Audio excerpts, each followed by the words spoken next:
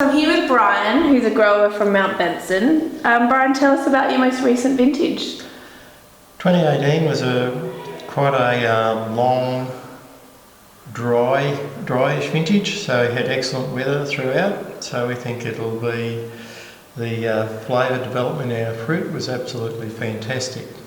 This year is a little bit different to the last 2 years. Our sugars arrived a little bit early, but the flavours came at the end just before harvest, and they were absolutely brilliant this year. So tonnage wise, we're around the 8 tonne to the hectare for our Shiraz and about 3.5 for our Cabernet. But we think our Cabernet will absolutely shine, and Shiraz is looking brilliant as well.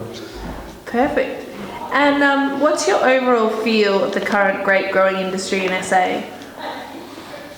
I think that the industry's in a sweet spot at the present time. There's certainly a really good mood amongst a lot of the growers. This year, some people had it a little bit harder with the losses as a result of the frosts that the Limestone Coast area suffered in prior to Christmas. But the quality of the fruit, most people are really pleased with. Not just in our area, but most of the regions across the Limestone Coast are really pleased. Perfect. So what are your thoughts on the Wine Grape Council of SA?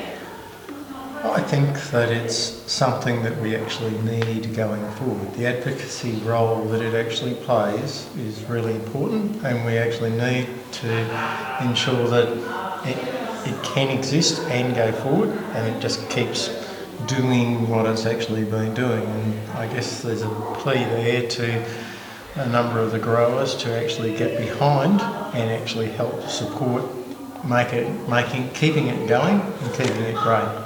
Perfect. One final question for you. What's your favourite wine variety to drink?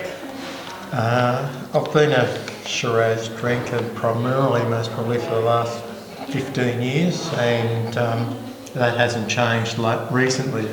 Though I'm looking at, for what we plant, which is one of the Spanish varieties when we do some more planting in a couple of years.